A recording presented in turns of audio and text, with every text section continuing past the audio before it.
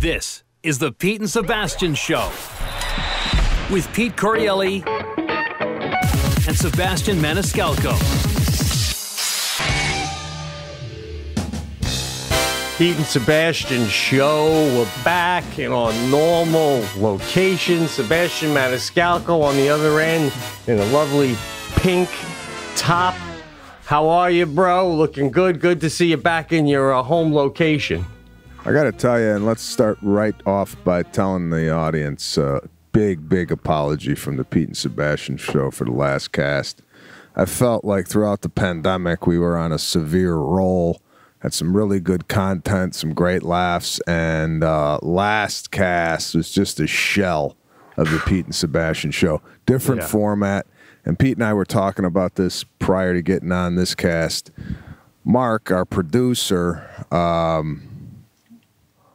was on the show, and it's not the same when you have somebody else in the room. You know what I'm saying? Like, no, we do this, and it's nobody's here. Nobody hears us but us. And then when you got somebody like watching, you feel like you're being watched. Did you get that feeling? Yeah, not only do you feel like you're being watched, but you also, I feel like certain things I'm saying, I can't see him, but I feel like he's going, holy shit. Is he going to leave that shit in? That's going to be a problem. You know what I mean? And then before the show, you and I usually have a short chat. Sometimes one of us or the other might vent about something that they know they don't want to share on the show. And then all of a sudden he's there, and, again, great guy, but you're like, it's like I'm trying to talk to you. You ever do that where you're trying to talk to someone and like someone's in the room and they're like, is she right there? That sort of. Yeah. Go ahead. You're what? Jackie has been, she's been using this machine in our gym now, and the machine has a speaker that can blare out whatever, and it's on Bluetooth, and she's been playing the cast. And it's annoying in the sense that I can hear my voice throughout the house. And she's on it for a freaking hour and 15 minutes every day, right? By the way, you had a good one yesterday. I was walking by. We're talking about Biden playing with his dog. And you go, I don't want the most powerful man in the world spending time playing fetch at 9:15 in the morning, But first of all, I'm loud and annoying, and a little bit of interruption. I don't know how you don't fucking pop 2 Advil before you do this with me, bro. I apologize. So, no harm, no foul here. I have to point out the obvious here to those watching the show via video. We are wearing, and this is this is not customary for the Pete and Sebastian Show.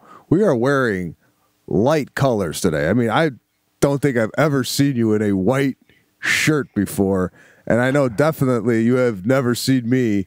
I might have worn pink in the past, maybe once, but the reason for the pink on my body today is Serafina's 4th birthday is today. We celebrated it yesterday with a party. Now I got to get into this party because I came back from New York City for Serafina's birthday, so I really didn't know what Lana had planned for the party. I knew it was going to be a rainbow theme, so on and so forth. She had a bouncy house, right? It's a bouncy house with a slide, one of those big, large, things. And we had 5 families, maybe 5 families, all vaccinated.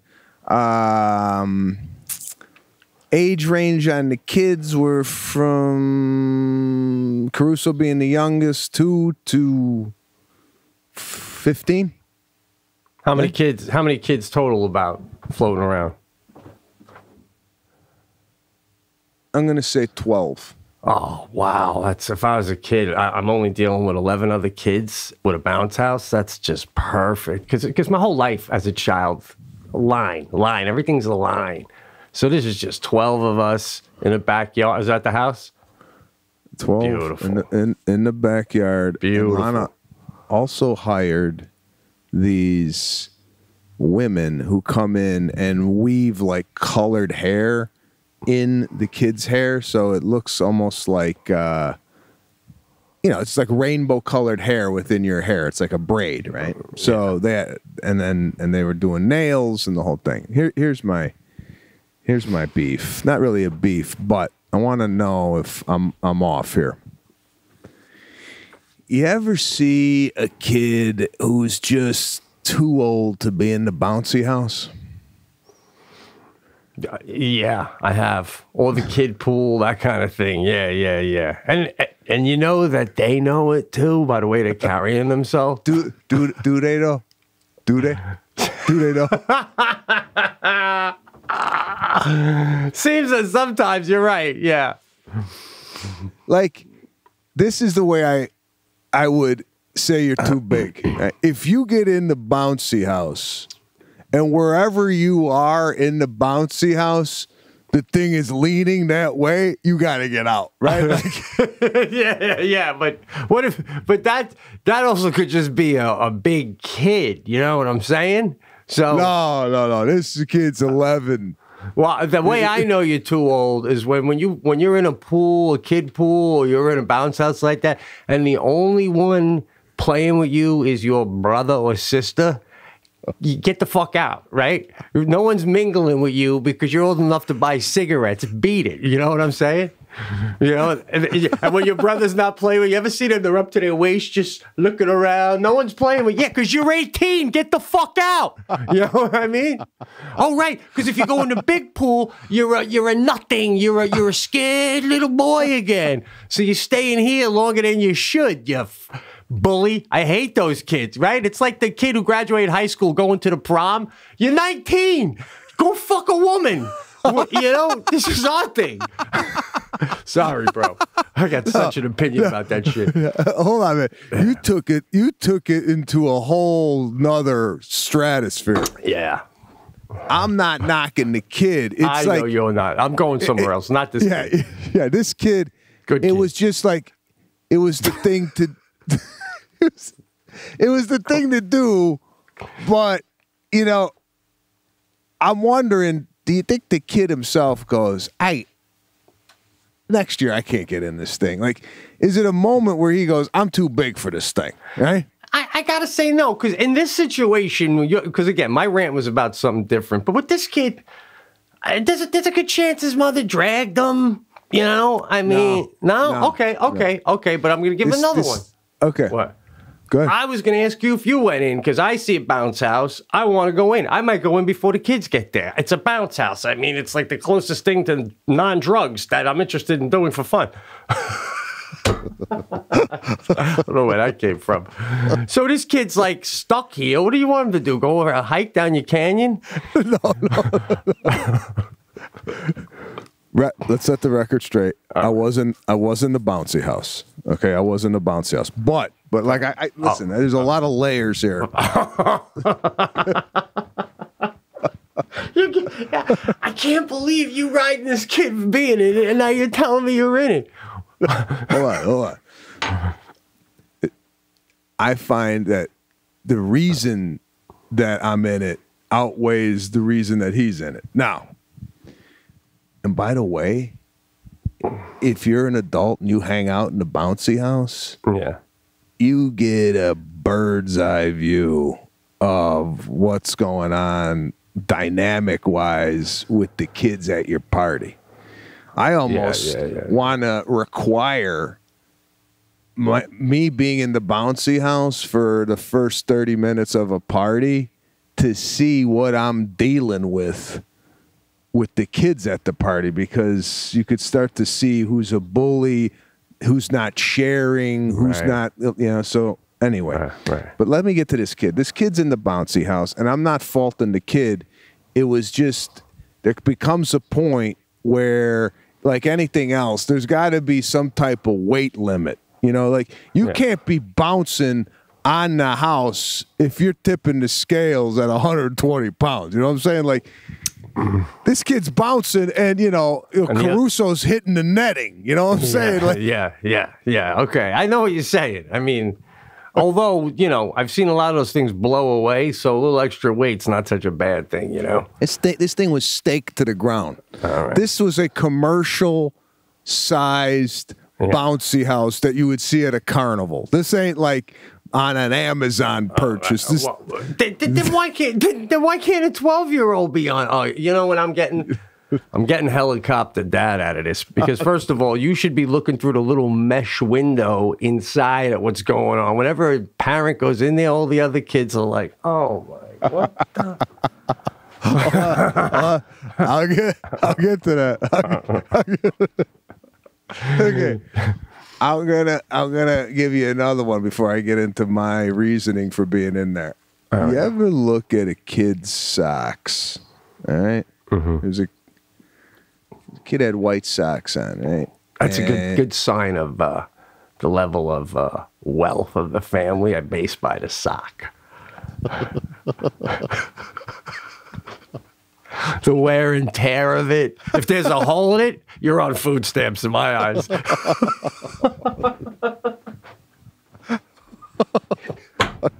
that even stay? I don't even know if that could stay, bro. Hey, it's all comedy. It's all comedy. Listen, so you're looking at some socks. Looking at this kid's socks, and you ever look at a sock and go, "There's no way that sock accumulated this much dirt."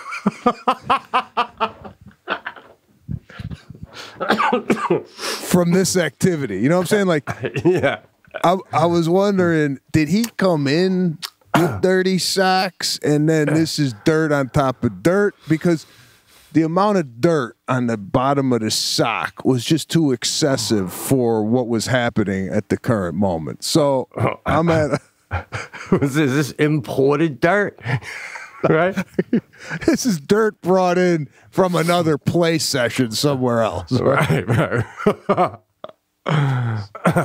So, as we all well know, Caruso's got a cracked clavicle, right? Fractured. Yeah. Oh yeah. Now this kid don't give a shit. He's running around the whole joint like a hold on. This guy's running around the whole party like he's fine. So he gets into the bouncy house. Now, I had to get in there because I didn't want some kid, i.e. the 11-year-old, hip checking my son into the mesh, right? Absolutely. And he wanted to go down the slide, and there's like a ladder there in the bouncy house. So I had to help him up the ladder, make sure he didn't fall. He's just too young to be in there unsupervised. Well, so that's he's why he's getting over a major injury too, man. You know what I mean? Yeah. It's like, so that's why I was in there. So I would help him up. He would climb the ladder. He would spin around, and he would go down the slide by himself on his stomach backwards, and then he would literally run back in. And this kid did this for an hour straight, and I'm like having a ball with him just because. You know, he would come in and I would tackle him and, you know, goof around with him and laughing and what have you. But there's other kids in there. And that's where I start to see, you know, the pushing, the shoving, this and that. I'm not going to do well as time goes on with bullies in school. If, God forbid, my kid ever get bullied, there's going to be a huge problem between myself and that family. All right? Yeah. I don't like people like hip checking. I understand it's part of growing up, and I want the kids to deal with adversity and what have you. But I tell you what, I'm not into this. I'm going and then shoving the kid off the ladder, and then I'm not into that. Yeah. So no, I listen. I know, man. It's heartbreaking sometimes when you see this. I find what's even more heartbreaking is when they just try to shun one of the kids, like don't talk to them. I mean, boy, I've had that. I'd rather be hip checked than ignored all day. You know, that's like rough. Oh yeah, no, that's not good. That was me at one point. That was me in preschool. I think I might have told this story when I was in preschool. We were playing with those dump trucks. And two of the other kids kept crashing the dump truck into my dump truck. And the next day, I went to go play with the girls, picking dandelions, just diverted dirt. So, oh, I love it, man. Then I went down the slide with the entire family, right? And it's sad. Age is sad. And I'm not saying I'm old and a senior citizen by any means, but just climbing up the ladder and getting into position to go down the slide, I almost dislocated my hip. You know, like you ever get up somewhere and you're trying to get your leg around something, and that would have been nothing at 22 years old. It would have been so agile, almost like a gymnast working the pommel horse, right? Yeah, but this, I had my foot stuck. I'm trying to whip it around the kid, right? And I'm like, really? I mean, you ever get to a situation where you're like, I waited too long to have kids. I'm like, I should be able to do this with my kids at this age, you know? Yeah, run, that's a big one with me. Like, I'll race your dad, you know. I can't beat her anymore. She's 7 years old and I can't beat her. But there's a fine line, you know what I'm saying? Because there are times where I'm thinking, you know, oh, if I was younger, I could do maybe a little bit more with the kid. But on the other hand, the advice I'd be given at 30 would not be as valuable as the advice I could give now. Yeah, but you make a good point. I think the advice outweighs the physical activity as the kids grow older, which I never really thought of, but I think I'm going to go with that from now on. And I still try I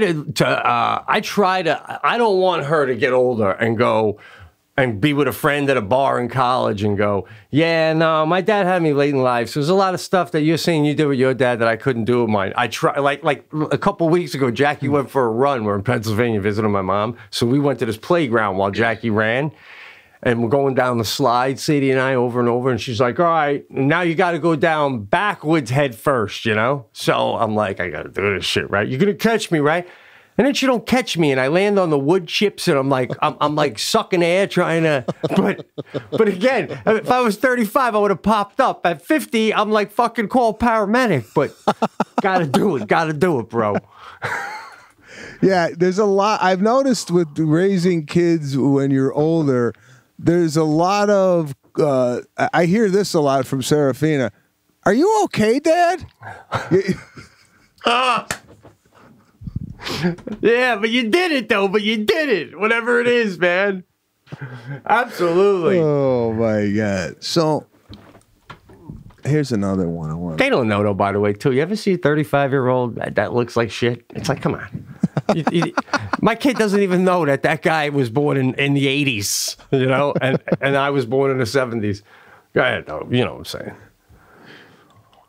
So, I'm at the party. Yeah. And I turn around and I see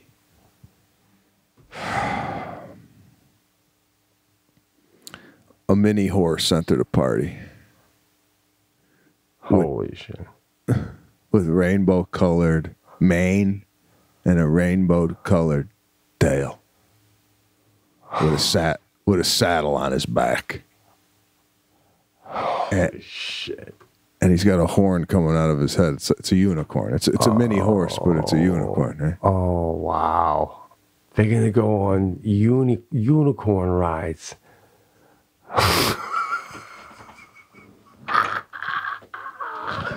Holy shit. Here's the problem. Not the problem, but here is what I'm up against. And Grant, the party was unbelievable.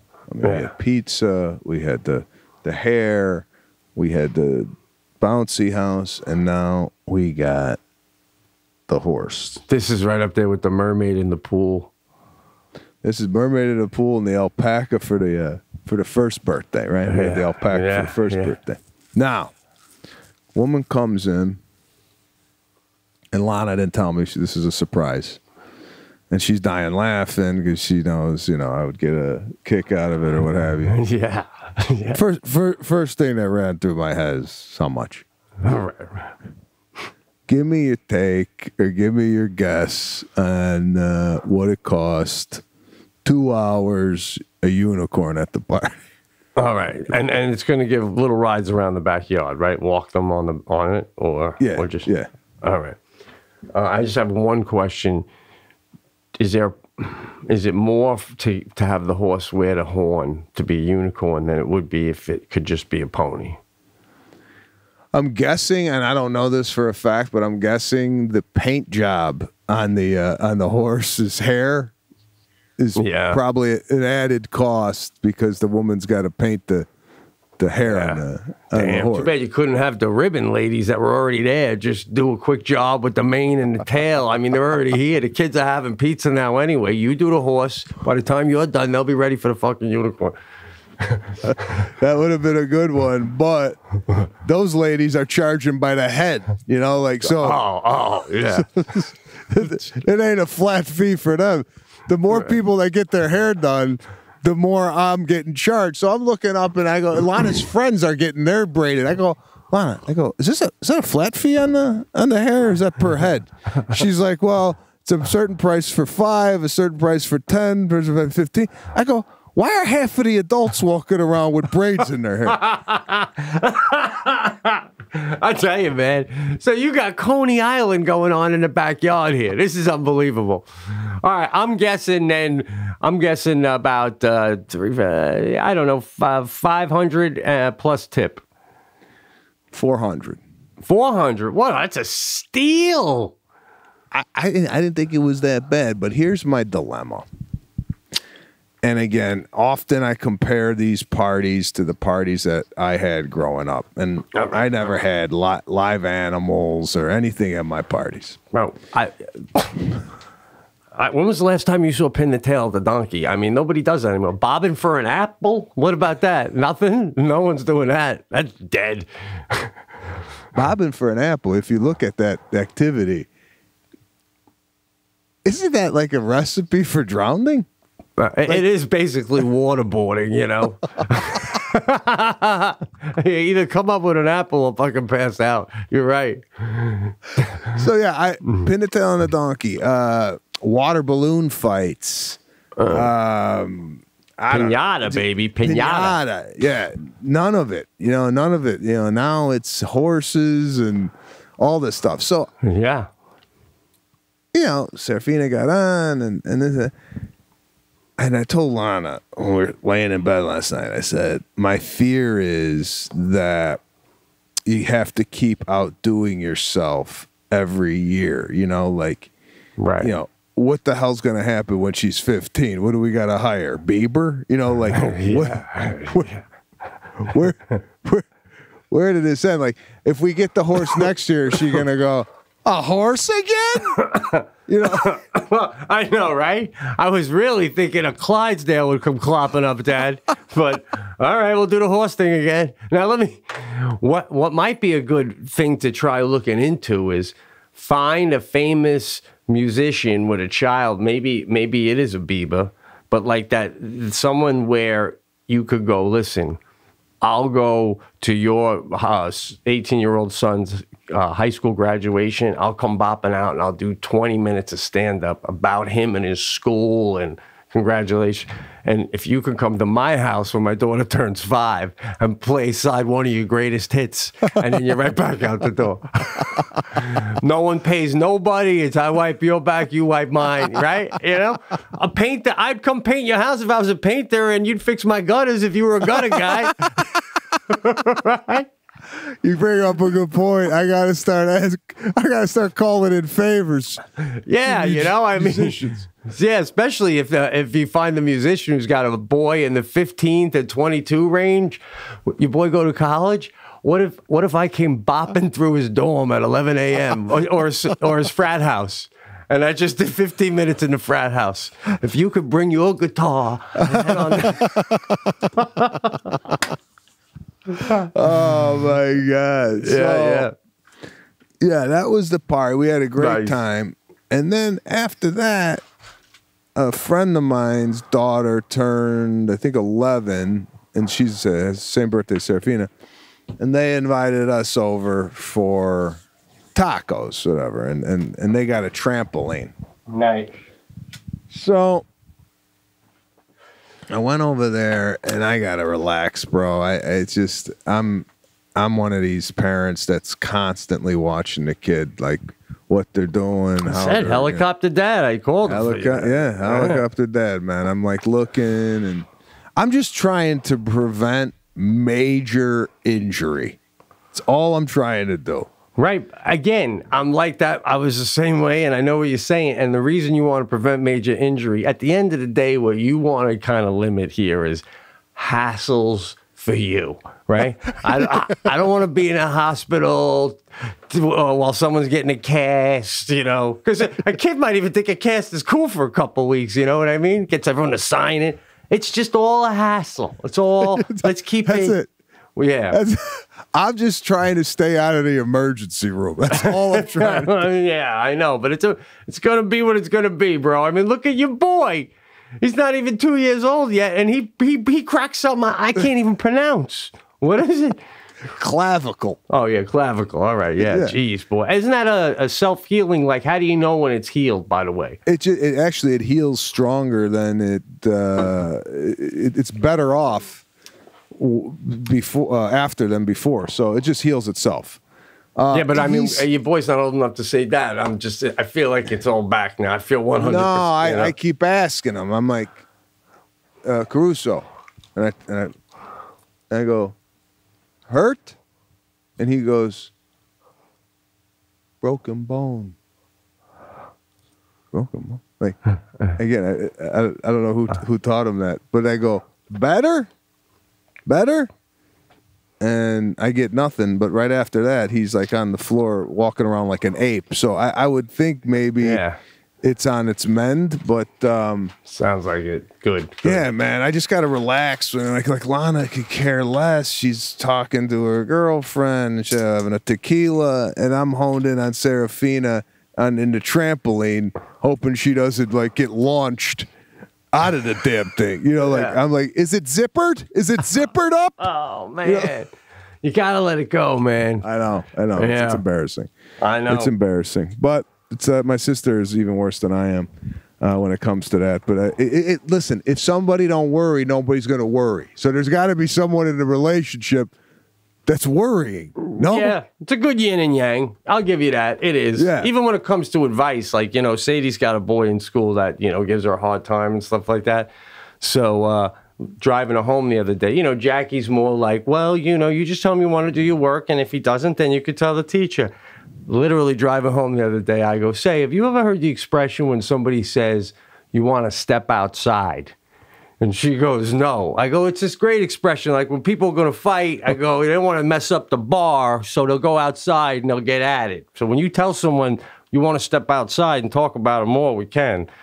They know that you mean you'll kick their ass outside. Yeah. So I told the other day with another girl, a friend, not a girl, just somebody acquaintance.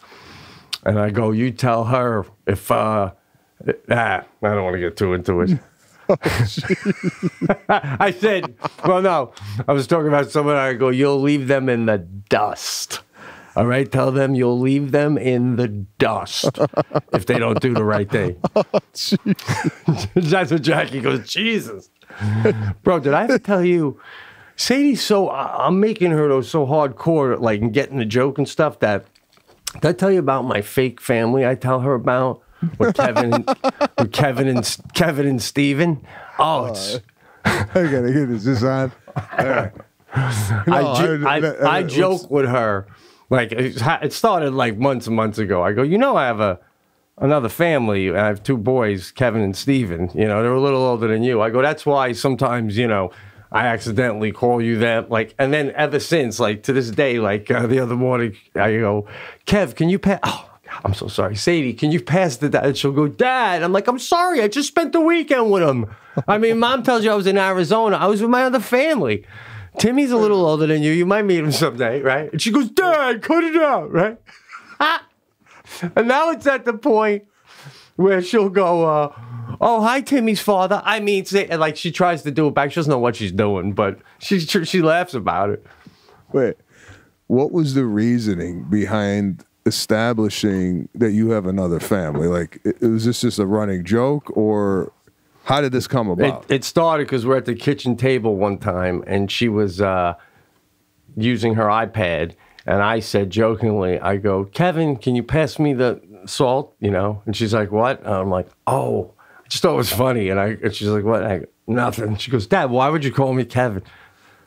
I guess you're old enough. I have another family, and I have a son, Kevin, and a son, Tim. And you know, I spend most of my time here, as you know, but, you know, I go and I see them and I talk to them on the phone, and you'll meet them someday, you know.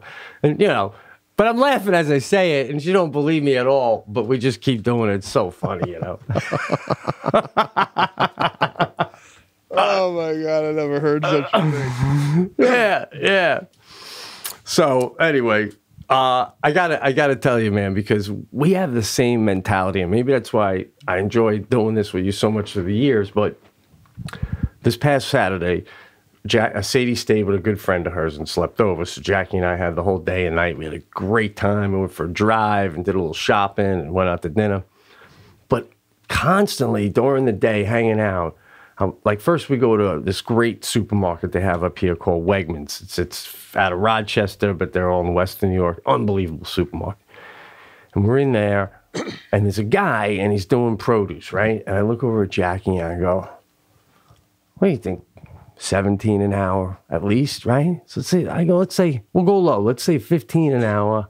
If he works 10 hours a day, 6 days a week, you got to work hard, right? That's like, what do we look at, $1,000 a week? This guy can make about $4,000 a month. I go, what do you think you get to pay in rent around here if you just, you know, just getting by, just your basic thing? And I'm going, she goes, why? I go, well, if he doesn't rent on he could probably bank about $1,000 a month. If he doesn't do anything else, you have no cable, and you just plug it. You got to plug it for 5 years. Then you'll have enough for a. And she's like, what the fuck are you doing? I go, just trying to figure out what my game plan would be if I was working produce at Wegmans. You know what I'm saying? And she's, right? And then I got to tell you two more, right? So then we go to this lake, Chautauqua Lake, beautiful lake by us. And it's still cold around here, so no one's around. And there's this place where there's a car ferry all summer that takes you across the short lake. And we go to take photos in front of it. And right next to the car ferry, where it would be, dock, is a little dumpy little house, you know? And there's a car parked, and the hatch of the back of the car is open, and there's a sleeping bag and some boxes and stuff. So while we're taking a photo, I go to Jackie. I bet that car is the guy or kid who works the ferry for the summer. And they said, you know, get in like late April, get settled in, make sure the dock's good, and then we'll fire it up in May. So I go, he's probably just getting, she goes, why would you? And I go, well, the car is right by the house. I go, if you're going to work the ferry, you probably live right next to the ferry, right? And then they probably want you to get it. So, you know what I'm saying, bro? I don't know why we go to those places. And then, yeah. No, what's the other one? What's the third one? And the last one is very short. We passed the highway guys doing construction. And I said, when they're done for the day, do you think they go home, shower, and then have dinner, or dinner and then shower? Because I don't know if I'd enjoy my dinner, but you're probably also starving, right? It's maybe a snack, then a shower, then dinner, you know? That's what comics do, right? It's a study of it all. Oh man, it's so interesting. I've put myself in many of people's jobs before, trying to figure out what they do. I've even gone, like, if he's married, you think the wife is working and she's helping out with the mortgage? You're like, I mean, yeah. We could look at somebody and completely dive right into their lives, and they don't even know about it. That guy at the produce department had no idea that you were figuring out his monthly nut as your grocery shop. Right. And again, we've all had those moments in our life. You did it when you worked in the mall, starting out in stand-up, me working at the hotel, where you know, hey, the next 5 or 6 years is going to be minimal fun. Little dots of fun here and there. But this is about living minimally and just trying to grow a root, get some foundation, get just a couple of K in the bank, right? And that's where he was at. He was way younger than me, you know. So you just, yeah. Oh, bro, right now it's getting a tad warmer. So now the deer, you know, in the winter, if it's really cold enough, some of them starve because they need a lot of food to keep warm in the winter, and the plants are hard to find. Do you think, I was saying to Jackie the other day, this time of year when it's getting warm, do you think the deer are like in a better mood? Like they're happy, they're like, it's getting warm, nobody shoots us this time of year. Ah, I love this time. Or do they just, you know, go around like fucking nothing? Like, did they? Yeah. You know what I'm saying? If I was a deer coming out of winter, Right. and I survived, I would be going, oh, I ain't going through that again. I think so too. And every friend you see in the woods come spring has got to be like World War II all over again, going, oh, you made it too, thank God. I was wondering about you all winter. No, we bunkered down. We were over there by the creek under the fucking, yeah. Yeah, I'd be going, I don't know about you guys, but I'm saving some of this grass for fucking December. Exactly. You know, I would think, you know, they're hopping around, feel everything.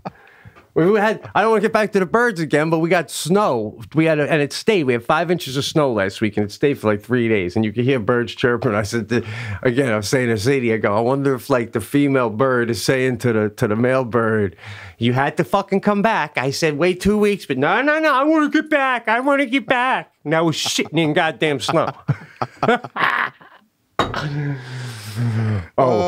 Speaking of animals, check this out, bro. I don't know if you're a animal lover or anything, but this is going down. I want to show you right after the cast. I want to hold that up for the viewers. You see this thing?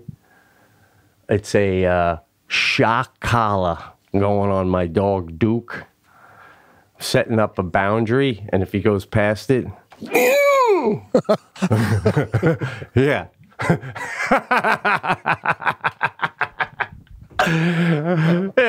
Bro, the directions go, oh, it's an 8-week program. You put it on lightly and walk him to the edge and he'll feel a little buzz. And then if he doesn't respond, you turn it up and turn it up. You know, like, I'm putting the thing on max, putting him right up there, shock the shit out of him. Go, you see the flags? You're going to get that every time. Go play. Fuck this. Bro, the dog got out like 3 times. Wait a minute. Fucking dog. Is this recommend, like, how did you get turned on to the shock collar? Oh, okay.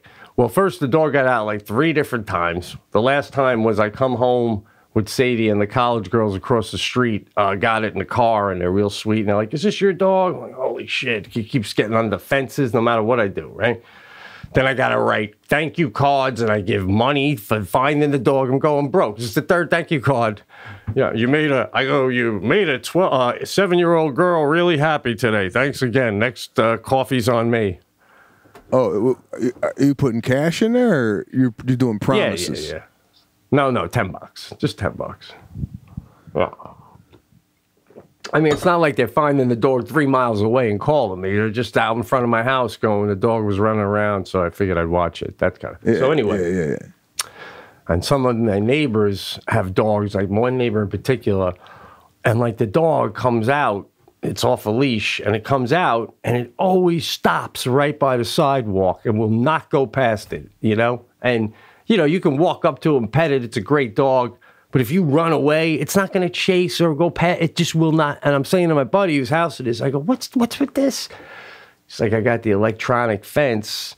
You set it up. Your dog gets a little zapped. It starts to learn. And eventually, it knows if it goes past there, it's going to get zapped to the point where you don't even have to keep the collar on anymore or anything. It just assumes I'll get zapped if I'll go past there, so it never will again. So, because right now I got fences all over. It's so white trash, bro. I got the fences all over to keep the dog in. And then when other dogs go by, my dog barks. Ew, it's so white trash. Oh, wow. Yeah, no, you gotta handle that. My question to you is, that guy's dog that's trained now, do you think, let's say one day he's sniffing around the yard and he doesn't know where he's at in the yard, right?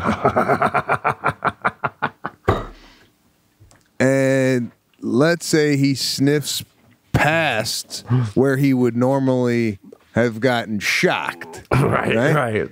Do you think he pops his head up and goes, wait a minute? I don't got the collar on anymore.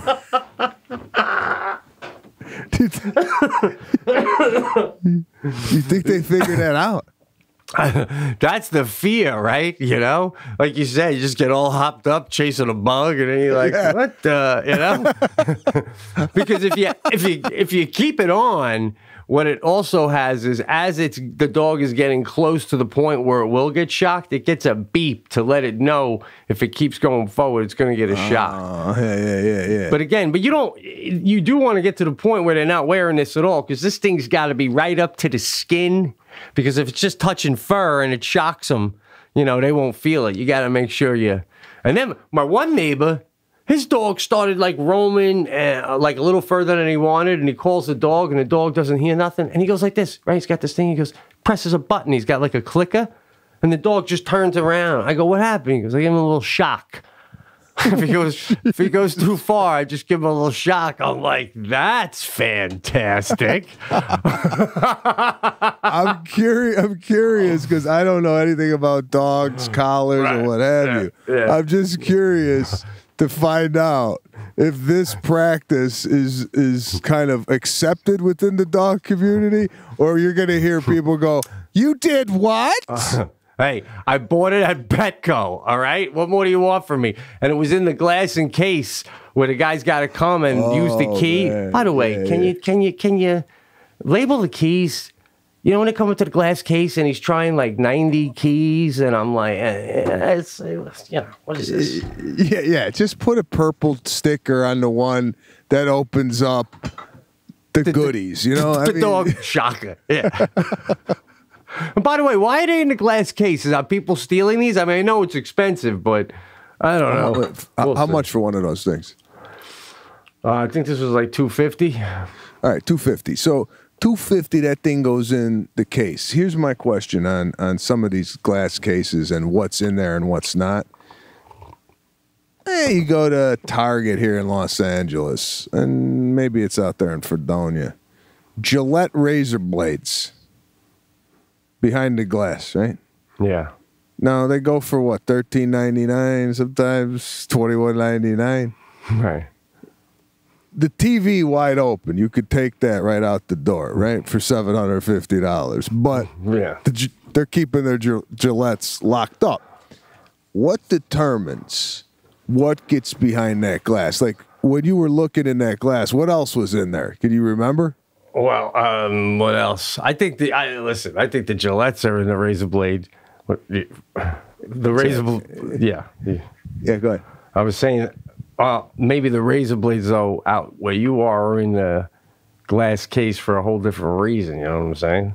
Well, I'm guessing that the razor blades are an item often stolen out of there. The Mach 3? Yeah. That's locked up. Yeah, there's certain things like that where people have this thing in their head, but they're like, I don't want to pay for that. Nicorette gum a lot of times is locked up too. You know? Oh, it is? A lot of times. Depends where you go, but yeah. Electronic toothbrush locked up. Why? Yeah, right? I mean, yeah, that's $30. Wasn't anything else. But then, like you said, then you could have something else over 30 not locked up. It's Yeah. Face creams aren't locked up, and they're pricey, man. Damn, face cream is pricey. I went to buy some on the road the other day. I'm like, what the hell is in that? You know, fucking unicorn sperm? Holy shit. I mean, little thing like that, $25. Man. I'm like, you know what? I'll deal with the wrinkles. I like the Tommy Lee Jones look. Fuck it.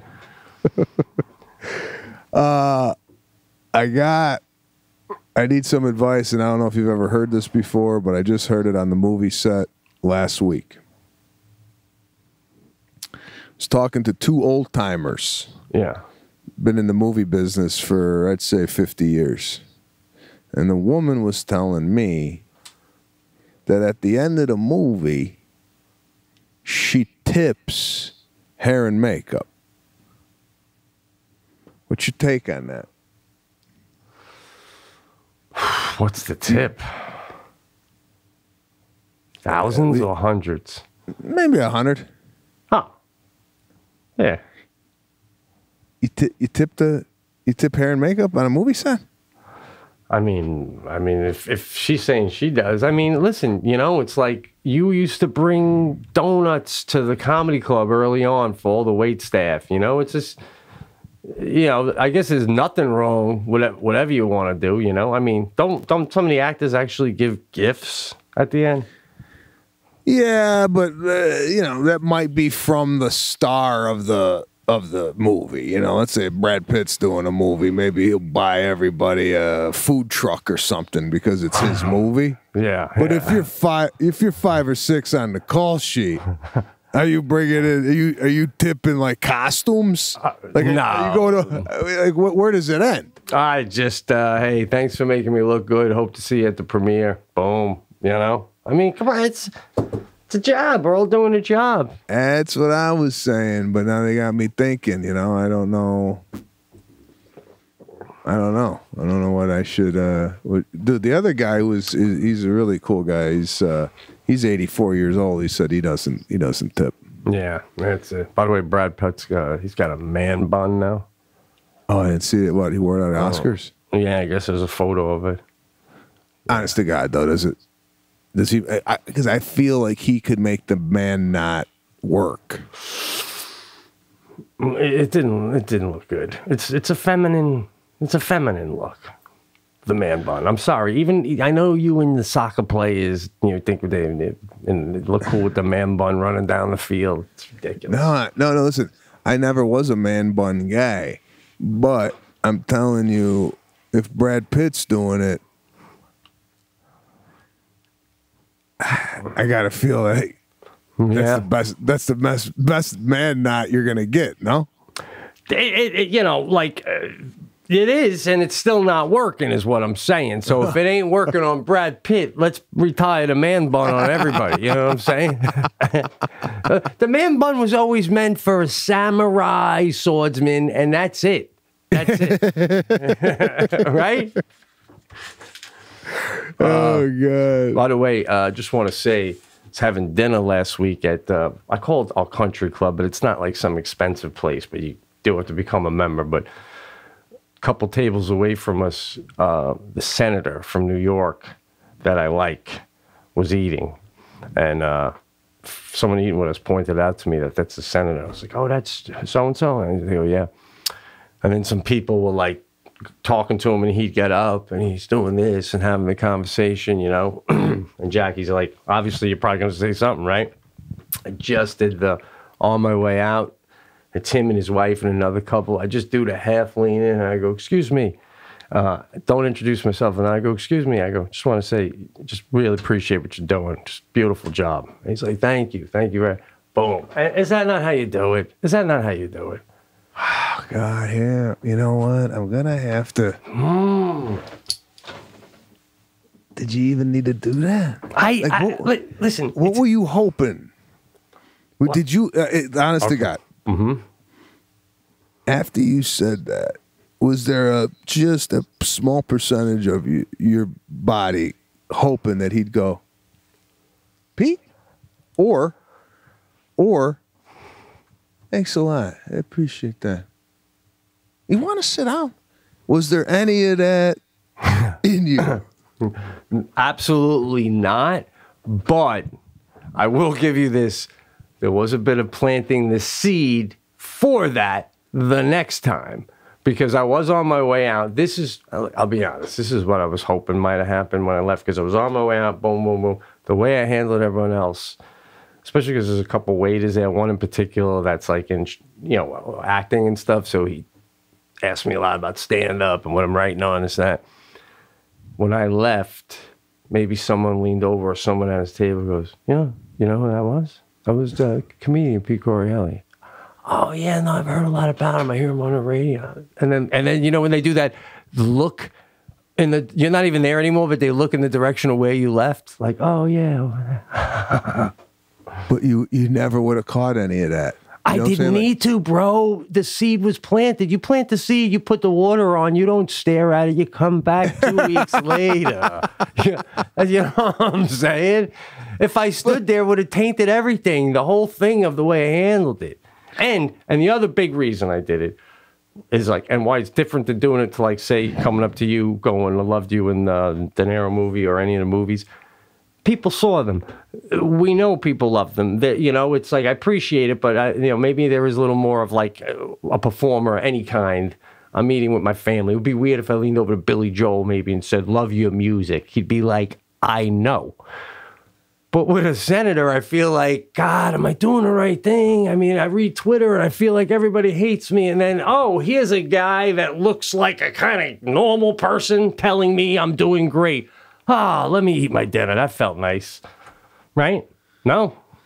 I don't know. I mean, I would think that the compliment would come out of more of a selfish realm for you rather than making him feel good. I'm having a hard time believing that you didn't think the guy was going to look up and go,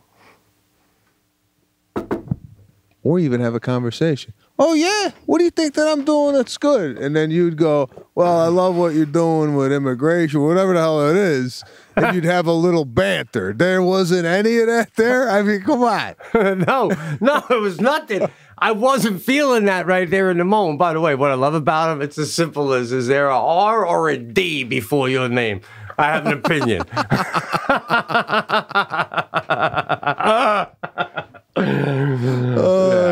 Whatever that may be, folks. I'm not saying what mine is, and I'm not saying who he is. But yeah. By the way, bro. Yeah, go ahead. Good. By the way. No, I'm feeling good. I just wanted to tell you I haven't had a problem now, but all day yesterday and into today, I've never had this before. Bad allergies, sneezing, eyes tearing up. I mean, that's a little bouncy, right, bro? I've never had allergies.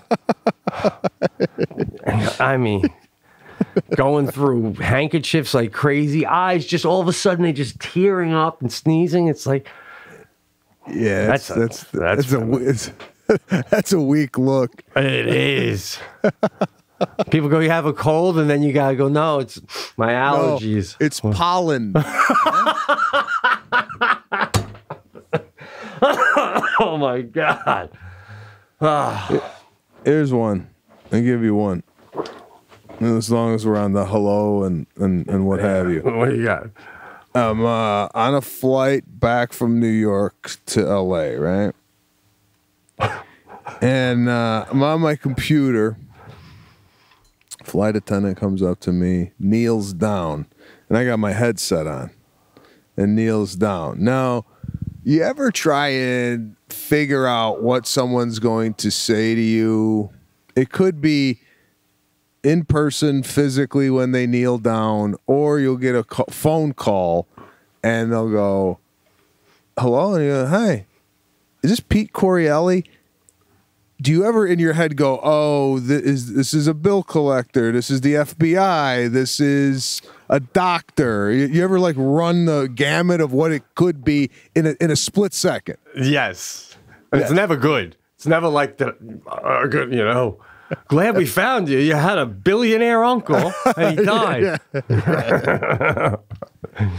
So the first thought that comes to my mind is she kneels down and she's going to tell me, listen, I'm just going up to everybody to let them know that there's a terrorist on the plane. Like that's where my head went, right? Right. So I slowly take out the earpiece and she goes, there's a fan that would like to get a photo. She goes, you don't have to do it. Don't pressure, but they asked me to ask you if they could get a photo. Now, I'm good with this stuff. You know, people want to take a photo, whatever. I'm never the type of guy. I only said no once, and that was when I was with my family and we were eating dinner. And I just told them, I pulled a Watt, and I said, no, not while I'm eating. But thanks. And they were very respectful. Who knows? They probably sweared me up and down on the way home. But I said, yeah, no problem. Now, I got my shoes off, right? I got my shoes off. And we could, listen. What? I'm wearing shoes that were too tight. And when I get up 40,000 feet in the air. My feet start to swell. I had to take these shoes off. I know that's trash, right? You got socks on, though? I got socks on. And all right. I don't walk around. I'm not walking around the plane without shoes. Right. Socks are fine. Socks are fine. Just keep them covered. That's all I ask. And don't walk around with them, like you said. Don't walk the aisles. Yeah. So I said, yeah, no problem. She's like, he's in 27A. Do you want to go back? I go, what? I said, I don't want the photo. Why am I gonna go? You know, like, yeah, man, good for you. That's ridiculous. You want the photo? You come up here. I go, can't they come up here? And she's like, yes, but they were doing. You ever see where they do the pilot, and he's got to go to the bathroom thing? You ever see what they do? Right? They stand there. Like they have a flight attendant, like 5'2", 110 pounds, stand in the doorway, right? Like, right. Yeah. Like she's gonna stop anybody from going to the cockpit. No. Like, so that's the funnest part of her day too. For me, pilots go to the cockpit. They should have a metal door that comes down, right?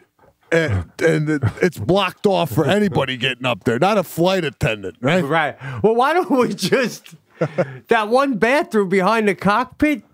Start the wall there. Like, put a bathroom in the cockpit. Well, you know what I'm saying? And by the way, if I'm the flight attendant and I'm blocking it, and a terrorist does charge, and I have to block, what's the bonus? It should be in the contract that the minute he makes contact with you, $100,000 goes to you and your family, tax free, right? So at least right before impact, you're like, holy shit, I am getting $100,000 now. You know, there's got to be a bonus for that. And if he draws blood, $500K, boom. My question to you is: while they're flying the plane, do you think there's a set time they got where, let's say, plane takes off at 9, it lands at 3? At 12, that's bathroom time? Or does the pilot tap the guy and go, you need to piss? And he goes, yeah, let's take it now. Do you think there's a discussion there? Or do you think it's a set time where they have a break? Well, I mean, one pees and the other stays in there at all times. Yes. Yeah. But generally, one comes out, goes back in, and the other one comes out. So it's like, they got to do this together. Rarely do I see one come out, one go back in, another hour, the other guy comes out. Right. It's all done at the same time. Yeah, I know. I don't know. That's interesting. And do you like, as a pilot, do you go, I'm not going to drink a lot of coffee before I fly because I'll be pissing every 2 seconds? And well, if I was a pilot, and I was talking to 2 pilots on the way to Vegas, if you ever go in the cockpit, it's tight, man. This ain't like...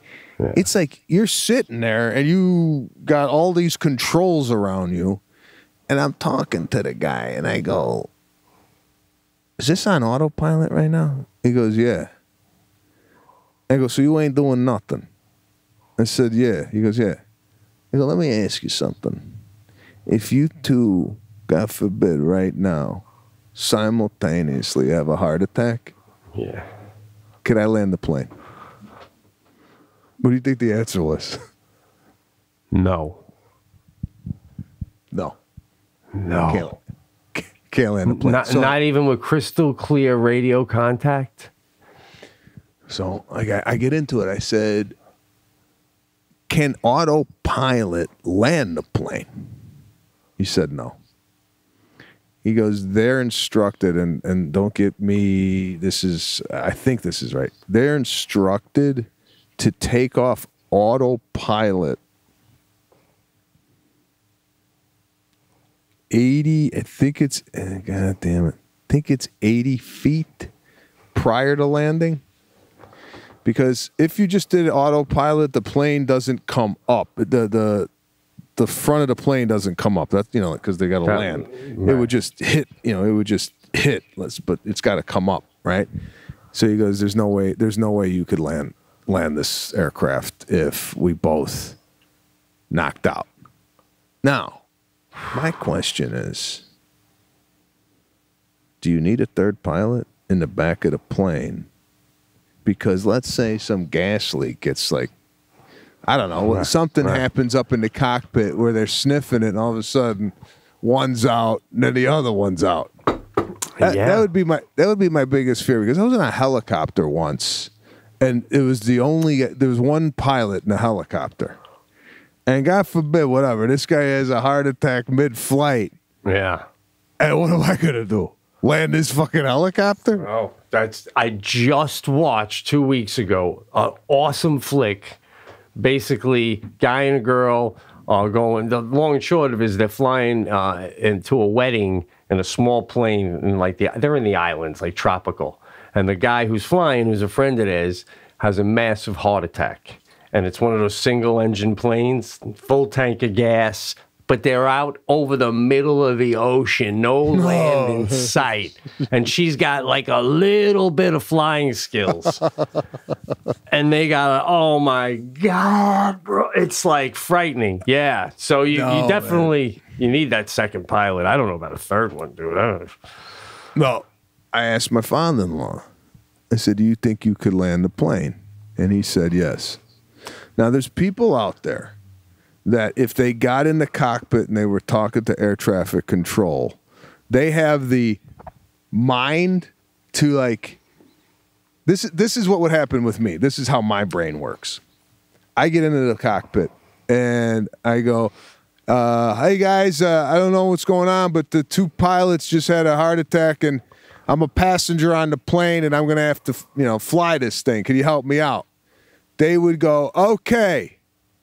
On your right-hand side on the instrument panel, there's a button, and under that button it says RSV. Do you see it, right? I'd be the type of guy, I can't locate anything, right? Because I'm too... Right. I think you're already giving yourself too much credit, because right out of the gate with the communication, you'll be going, I hear you. Do you hear me? I'm getting nothing. Are you there? Is anyone hearing me? I hear you. But I'm not hearing. Wait, I'm losing you now. I'm losing you. You act like you're just going to bop on like a perfectly clear cell phone call. Hey, fellas. Hey, guys. Yeah, like they're listening in. I would probably not even know how to contact the base, through the intercom system. Number one. But totally.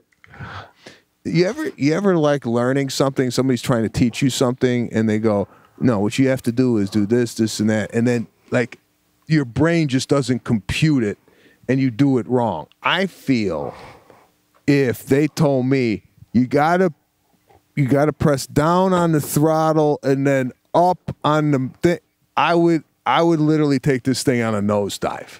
And then freak out because you can't get it out. Yeah, and then then I'd hear. Oh God!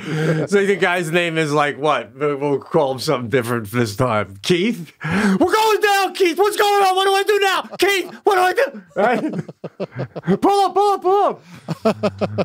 You got it. Wouldn't you throw out too? Like, listen, if I just keep her on autopilot, can we get some fighter jets to do a parallel flyby, and then like in the movies where one of them cuts through the hull of this fucking thing and comes out here and lands it? I mean, if Kurt Russell can do it, you can do it. Shit. I would have to say, listen, if we leave this thing on autopilot, can you? Do you think they could control the plane from the ground? So, meaning, if it's on autopilot and do you think they could type in the coordinates from the ground to where they want the plane to go? Or does it have to come from the pilot? Oh, man. I that's a good question, too. Probably has to come from the pilot. It's not a remote control. That would be my guess. But can they direct you how to make it go to autopilot, but make it go slow as possible, low as possible, and everybody jumps? Is that a possibility into the over the ocean? And then you scoop us up right there. You're right there.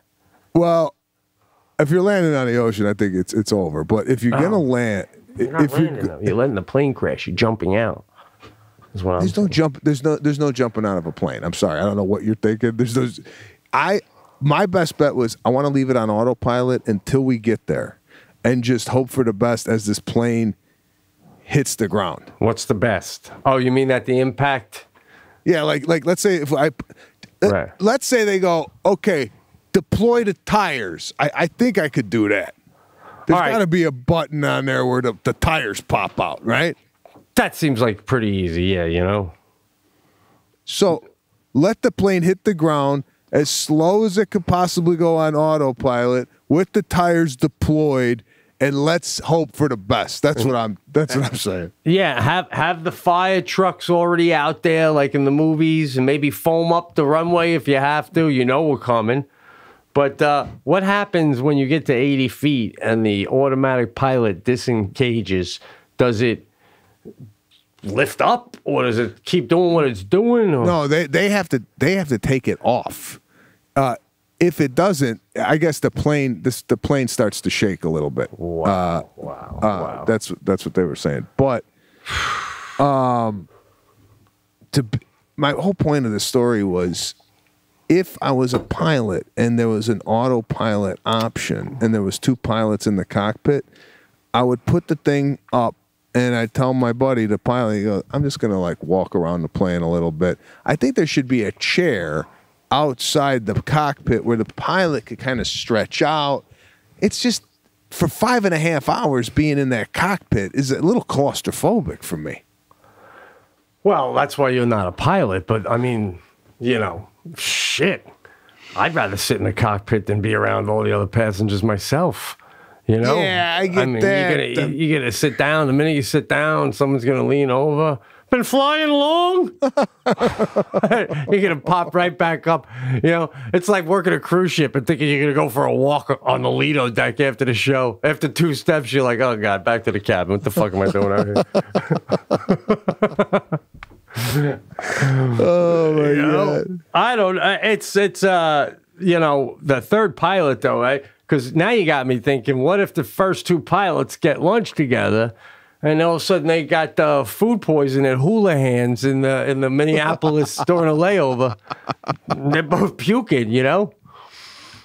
Oh God, Yeah, no, I don't know, man. It's weird up there. So yeah, crazy. So what's up? When do you go back, by the way, to the movie? I go back Tuesday, and I'm there for a while. I went up at Gotham Comedy Club on Friday night. I popped in to see the Mazzillis, and Nice. you want to go up? I said, yeah, you know, let me get up. I gotta tell you, bro. And we didn't really even talk about your Arizona experience, but to get back up on stage and just start throwing up some thoughts was just mind altering for me. Yeah, I same. got off, and we went out to eat, the Mazzilli brothers and myself, and great night. So I'm going to get back up. I'm going to go up at the Comedy Cellar while I'm there. Nice. Ray Romano and I are going to go, and I've never performed there, so I'm looking forward to that. Yeah, man, that'll be fun. Yeah, low stage. Yeah, that's where I did it for years. Oh, that'll be fun. Yeah, that felt so good to be back up there, especially like the third night when something you start on the first night is starting to mold into something, and you're like, oh man, this is. You know, I do want to say though, I'm sorry for people that came out. I couldn't meet anyone. They still didn't want you to go out and do any kind of meet and greet yet, but it was fun. Yeah, I look forward to the next one. By the way, I just want to add. I'll tell you a quick story about kind of pulling a Pete. My neighbors, these college kids next door, that's not supposed to be a college house. There's 4 of them. And the one guy who owns the house, it's a long, straight driveway. And I guess he wants to be able to get in and out. So he has the other 2 park on the side. And one car was on my driveway, on my front lawn, like half the car. It was like 2 days in a row. It was ticking me off. So I write a little note, put it on the windshield going, hey, can you just keep the car off the front lawn? Next day, it's on there a little bit again. And I'm like, you know, what the... So then the next day, I happen to be in my backyard, and the kid pulls up, and he's not on my front lawn, but he's off of it by like a half inch, you know? And he gets out. It's 2 of them, and he goes to get out. And I go, hey, man, listen, I don't know if you saw my note, but if you don't mind, can you just make sure you keep the car off the front lawn? he does one of these, like he's halfway out of the car. He looks down at the tires to see if they're on the grass.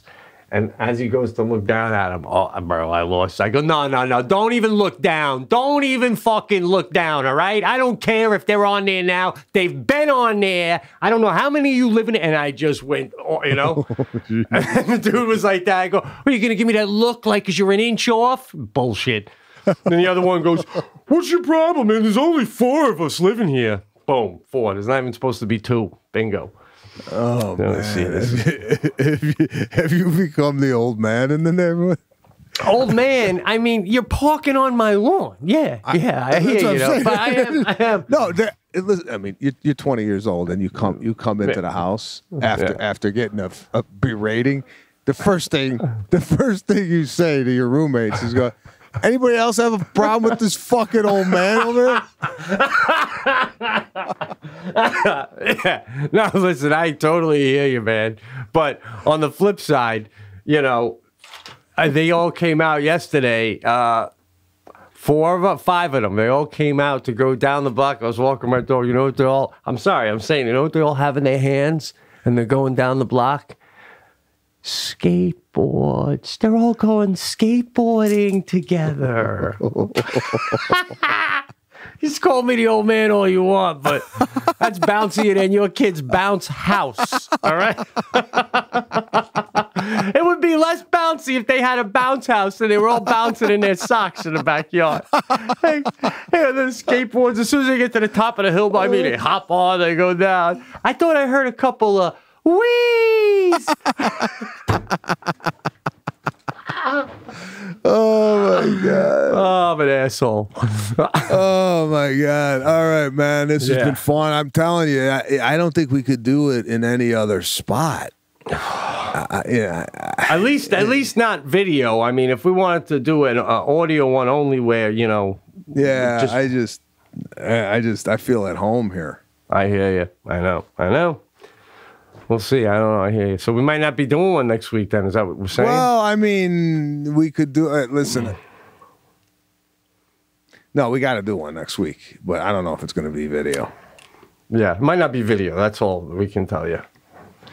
All right, man. Thanks for the Pete and Sebastian Show listeners for tuning in. I'm going to go celebrate my daughter's birthday. She's 4 years old today. Beautiful. We will see you guys next week. Take care.